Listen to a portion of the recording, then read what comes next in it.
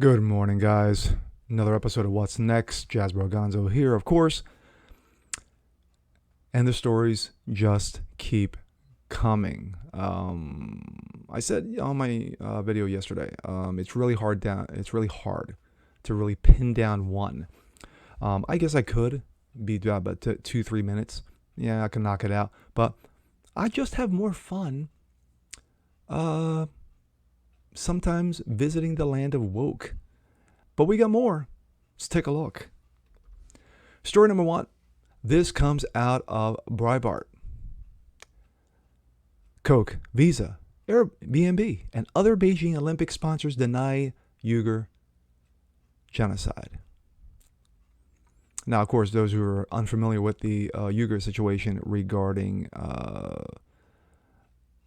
the Christian Uyghurs who just want to be left alone. They just want to practice their faith. And they've been tortured, imprisoned, and to the point of death.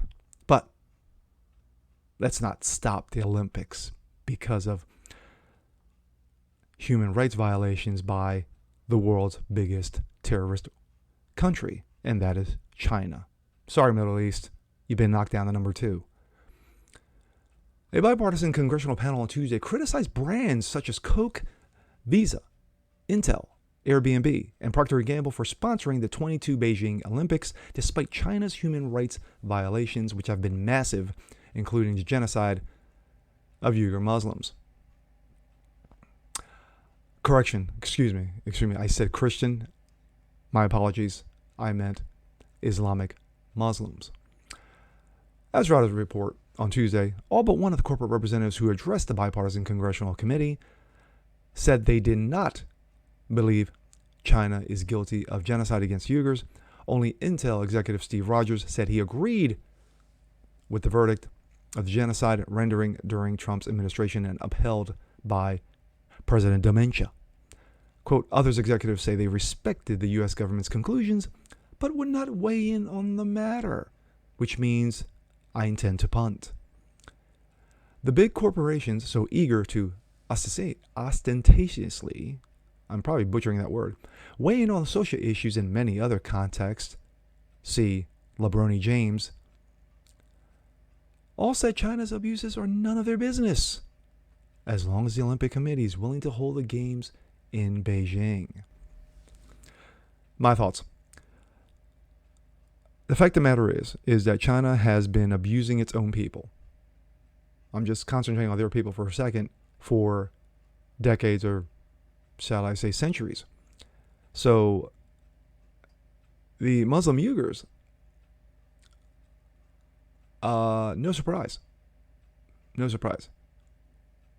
Trump administration was the first administration, not the Obama administration, to point this out. And yet, the Olympic Committee, in their infinite wisdom, felt to give the Olympics to Beijing. Smart bet, safe bet, would be the Olympic Committee to pull the Olympics out of Beijing. But no. Can't do that, folks, because there are billions at stake. You could be lopping heads left and right, but as long as you got those greenbacks, you're all set. All right. Story number 2. Yeah, story number 2. Sorry about that. This comes out of Outkick. Scarlett Johansson sues Disney, excuse me, Marvel over her lost wages from Black Widow release. Interesting. Popularizing the back-end approach of making profits off a movie success, Marvel's actors began to take decreased upfront payments for their roles with a vested percentage of profits given to the actors based on total box office run. Once seen as a goldmine for actors associated with blockbuster genre films destined to score big at the box office, see Tom Cruise, because Tom Cruise was the first, I think, of the major actors to negotiate this type of payment. The Mickey Mouse magic is running low after MCU actress Scarlett Johansson announced she is filing a lawsuit against Walt Disney and its comic book subsidiary for wages lost during her film's botched release. Johansson is suing the company for a reported total $50 million, which reports from the rap claim have a substantial basis.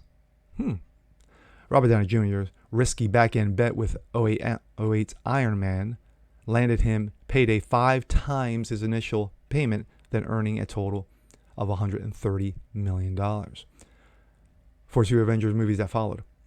While the lucrative approach has produced ultra riches for Disney and Marvel's cast of characters, the deal appears to be no longer holding up. Johansson claimed that the flat box office performance of her character's origin movie Black Widow was in large part due to studio's buffoonery on Disney's streaming platform. Of course, I added that, with the same release alongside theatrical release. Members of Disney Plus streaming service were allowed to watch the blockbuster comic movie from home for $30 apiece. Johansson claims that it had an impact on underwhelming theater ticket sales audience numbers per the Marvel release. Marvel's last movie release prior to Black Widow was Spider-Man Far From Home, which had a box office total of $1.13 billion, an improbable finish line for Johansson's latest film. All right, the story goes on a little bit longer, but basically you get the gist. You got Scarjo, who's crying, hey, I got ripped off. Disney's got to look at it and say, hey, with everything going on, and of course the release date being pushed back probably once, twice, I think last time I heard 3 times, that she knew this was going to happen. There are other big name movies that got released within the last 6 to 8 months that didn't see big profits, and their stars knew this was going to happen, that they were going to be released limitedly at theaters, but mainly on streaming services. So, does Johansson have a claim? Maybe. She maybe have a claim to say, hey, you know what? You decided to release my movie on your streaming service and the theaters at the same time, knowing that it was going to take away from the theater experiences, i.e. box office receipts, i.e. my pay, because I decided to sign on the back end versus the front end. Low front, high back, risky rewards. So Disney's going to be basically saying, this is how we've always done it. Robert Downey Jr. has done it. Chris Evans has done it. Other stars on Marvel have done it. Why are you complaining? But it's going to be interesting. This will be an interesting lawsuit if it goes to court, which I doubt heavily. Odds are it's going to be a settlement. Won't be for $50 million. Probably maybe $25 to $30 million to say, you know what, Scarjo, you know what, you got something here. You're not getting the full bounty here. Here's $25, $30 million, and now walk away. Now, and this comes out of Bounding in the Comics. Frank Miller is a Muslim hater. Oh yes, the accusations are flying. Frank Miller removed from Thought Bubble Comic Convention guest list after being accused of propagating abhorrent anti-Muslim hate. Legendary comic book industry veteran Frank Miller, who is on the pretty much the Mount Rushmore of comic writers and illustrators, whose bibliography includes Batman the Dark Knight, Excellent, Returns, Daredevil, and of course 300, has been removed from the guest list from the upcoming UK convention after a number of attendees have threatened to boycott the event based on their belief that the creator is responsible for propagation of Muslim hate.